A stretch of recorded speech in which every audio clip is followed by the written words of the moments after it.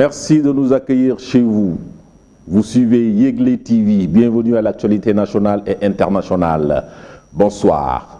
Malgré l'adversité politique, Youssou Touré, ministre conseiller, plaide pour la libération de l'ancien maire de Dakar, Khalifa Ababacar Sall.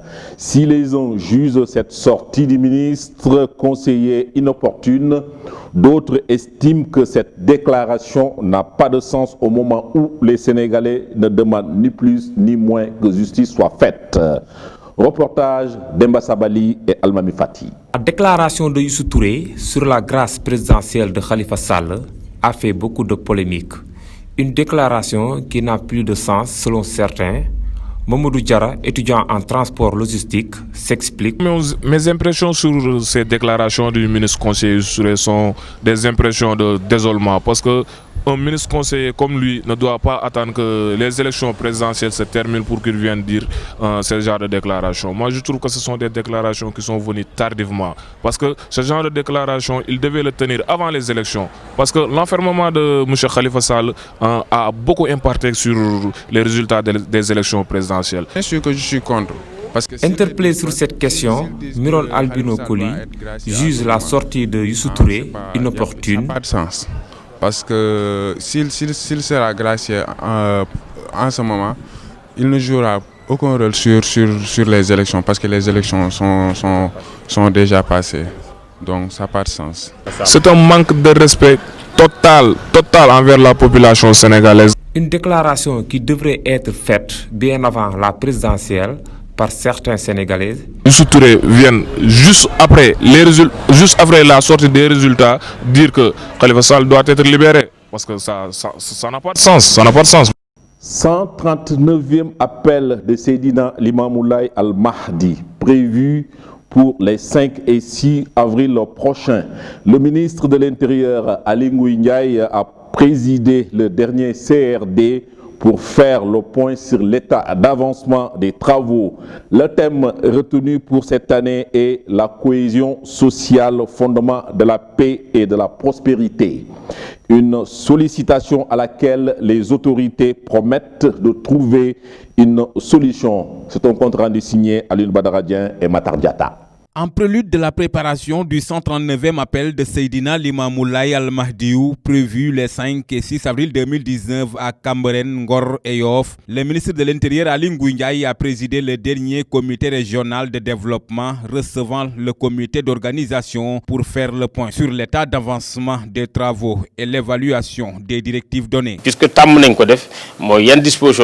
Comme on a l'habitude de le faire chaque année, nous sommes venus pour voir les choses en même temps de faire une évaluation par rapport à l'année dernière. Qu'est-ce qu'on doit augmenter et qu'est-ce qu'on doit changer? C'est ça le travail des services, comme nous l'a dit le président de la République. Pour Seydina Issa Laye, fils aîné du Khalife général et par ailleurs coordonnateur général, la seule chose qui veille au Sénégal, c'est de consolider la citoyenneté. Nit ki na nek ci dans un environnement vraiment apaisé, paisible. Consolidons la paix entre nous, c'est mieux. Et pour faire cela, il faut qu'on éduque les enfants d'abord dans les maisons. La religion est là pour consolider, car nous tous, nous savons que la religion doit être un élément fédérateur. Diine nekku fi ne élément boo xam ne dafa war a tas nit ñi, dafa war a nekk un élément fédérateur. Loolu mooy diine fa la jëm. Le thème retenu pour cette année est la cohésion sociale, fondement de la paix, une sollicitation à laquelle les autorités promettent de trouver une solution. À noter que pour un bon déroulement, toutes les dispositions ont été prises par les différents secteurs concernés pour la réussite de l'événement. La maltraitance des enfants est quand un parent ou tuteur, que ce soit par action ou inaction, cause un préjudice émotionnel ou risque grave à un enfant. Au Sénégal, la maltraitance des enfants par les domestiques devient de plus en plus récurrente. Un acte à dénoncer, nous dit Adia Fatim Dianko dans ce reportage avec Almami Fati. La maltraitance des enfants par les domestiques, une situation très inquiétante qui a suscité la réaction des parents. Cette ménagère est l'une d'elles. La maltraitance que les bonnes font subir aux enfants, c'est inacceptable. Pour moi, c'est inacceptable. car laisser ton enfant à la maison, pensant que tu l'as laissé avec de bonnes mains, alors que quand tu sors, ta bonne la maltraite, mais ça c'est inacceptable. Imagine-toi laisser ton enfant aller travailler ou aller faire autre chose. Arrivé à la maison, tu te rends compte que ton enfant est tombé malade ou que ton enfant change d'humeur. Ça, c'est pas conforme, ça, c'est inacceptable. Donc, on devrait prendre des mesures de sanction face à ces bonnes qui maltraitent les enfants d'autrui. Oui, de ma part, les parents devront prendre leurs propres responsabilités. Par exemple, installer des caméras de surveillance à la maison pour qu'à ton retour, tu visualises la vidéo pour voir si ton enfant a passé une bonne journée, si elle a été bien traitée par la bonne étude. Rencontrée dans les alentours de Liberté 6, cette étudiante aborde dans le même sens. La maltraitance des enfants par les bonnes, je dirais pas maltraitance, parce que nous sommes dans une société où c'est pas seulement les parents qui doivent éduquer en fait. Tout le monde éduque. Donc quand tu rencontres une personne, quand il doit te frapper, il te frappe. Je trouve normal qu'il essaie d'éduquer les enfants, mais je trouve pas normal qu'il en fasse trop.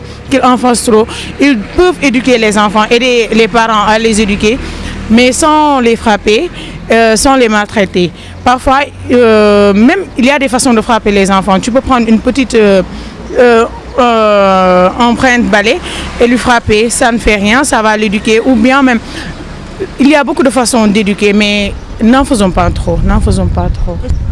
Les parents ne sont pas responsables parce que je ne pense pas qu'un parent amène une bonne chez elle pour lui permettre de frapper son enfant ou pour lui permettre de le maltraiter. Non, je ne pense pas. Ce n'est pas de la faute des parents. Les parents ont amené les bonnes chez eux pour qu'elles les aident à éduquer les enfants, qu'elles les aident dans les tâches ménagères, mais pas qu'ils en fassent trop. Non. Les droits de l'enfant n'ont-ils pas été élaborés à partir des besoins fondamentaux de tous les enfants? Ou faudrait-il rappeler que ces besoins n'ont ni couleur ni appartenance? En tout cas, des questions qui méritent d'être posées et nécessitent des réponses. Cap maintenant sur le nord, au nord du pays, où une pirogue qui avait à son bord 30 personnes a chaviré sur les côtes de Dolol entre la Mauritanie et le Sénégal. Bilan, 3 morts, dont tous des enfants. La tragédie s'est passée à Matam, nous dit Guy Noël Makaloula. Selon nos confrères de la RFM, les passagers de la pirogue se rendaient en Mauritanie pour un événement religieux. Malheureusement, leur pirogue a chaviré et 3 enfants sont morts par noyade. Les secouristes ont pu sauver 27 des passagers et le conducteur de la pirogue a été arrêté. Le gouverneur de Matam indexe le non-respect du port des gilets de sauvetage qui, selon lui, a entraîné la mort de ses enfants, dont le plus jeune a 5 ans et le plus âgé 13 ans. C'est pourquoi il interpelle les populations au respect du port des gilets lors des traversées. Le Sénégal, à l'instar de la communauté internationale, célèbre la journée mondiale du théâtre.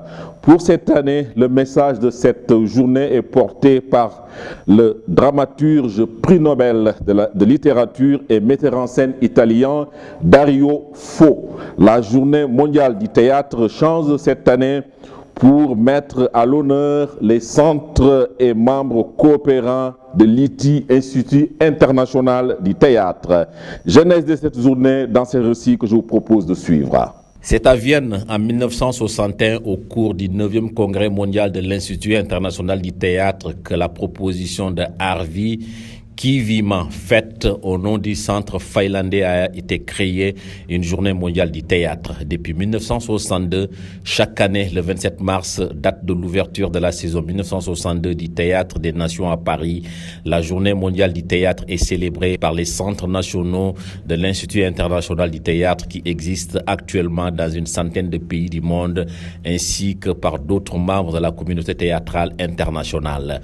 Le théâtre pour encourager les échanges. théâtre. Créé en 1948 à l'initiative de l'UNESCO et des personnalités de renommée dans le domaine du théâtre, l'Institut international du théâtre est la plus importante organisation internationale non gouvernementale dans le domaine des arts, de la scène, ayant des relations formelles, relations de consultation et d'association auprès de l'UNESCO.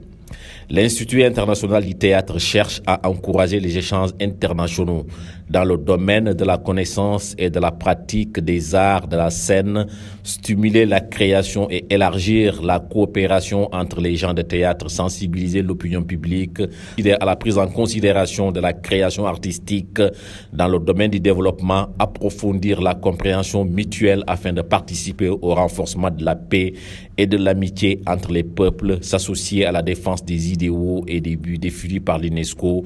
Les manifestations qui marquent la Journée mondiale du théâtre permettent de concrétiser ces objectifs. Chaque année, une personnalité du monde du théâtre ou une autre figure connue pour ses qualités de cœur et d'esprit est invitée à partager ses réflexions sur le thème du théâtre et de la paix entre les peuples. Ce message que nous appelons le message international est traduit en une vingtaine de langues. Il est lu devant des dizaines de milliers de spectateurs avant la représentation du soir dans les théâtres de par le monde entier, imprimé dans des centaines de quotidiens et diffusé par radio et télévision sur les 5 continents. Dans la deuxième partie de cette édition, vous aurez droit à l'actualité internationale qui porte la signature de Ndeye Maguette Bousso. Nous démarrons la page internationale avec la capitale nigérienne accueillera les 27 et 28 mars les réunions des ministres des Finances de la zone franc sur fond d'une conjoncture économique toujours difficile malgré les quelques éclaircies de la zone CEMAC et le maintien dans la dynamique de l'UEMOA. La mise en œuvre des réformes structurelles accuse du retard pour mobiliser davantage de ressources fiscales et ainsi parvenir à une croissance soutenue et inclusive. En pleine persistance de la polémique sur le franc CFA, le rendez-vous de Niamey vise à accélérer le processus de sortie de crise au sein de la zone monétaire qui fait face à de nombreux défis. Et ensuite, le chef d'état-major de l'armée algérienne a demandé que soit engagée la procédure prévue par l'article 102 de la Constitution du pays, qui spécifie que le président de la République, pour cause de maladie grave et durable, se trouve dans l'impossibilité totale d'exercer ses fonctions. La déclaration du général Ahmed Gaïdé Saleh, diffusée par la chaîne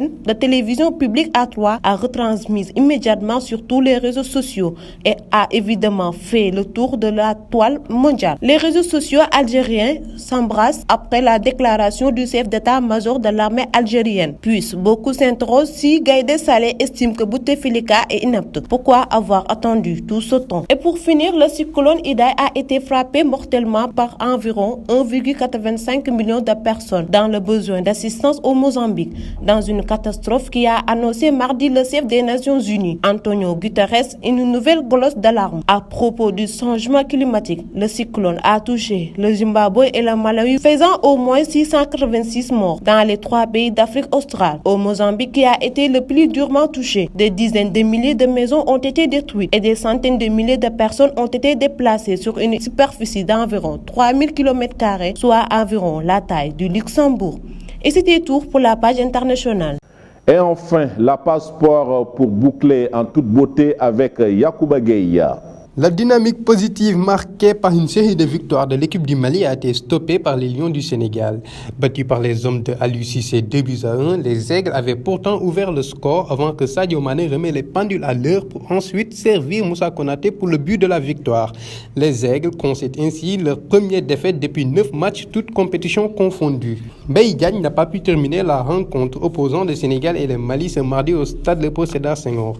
En effet, l'attaquant sénégalais est sorti suite à une blessure à l'épaule droite et a quitté le stade en ambulance. Selon la presse italienne, le Bayern Munich est sur le dossier Kalidou Koulibaly et pourrait transmettre une offre pour le défenseur sénégalais selon Il Mattino. Pour arracher la signature du défenseur napolitain, les dirigeants munichois seraient prêts à déposer 110 millions d'euros sur la table. Également dans le viseur de Manchester United, le Napoli aura du mal à conserver son protégé cet été. Ça n'est tout pour cette édition. Merci de nous avoir suivis. Excellente soirée.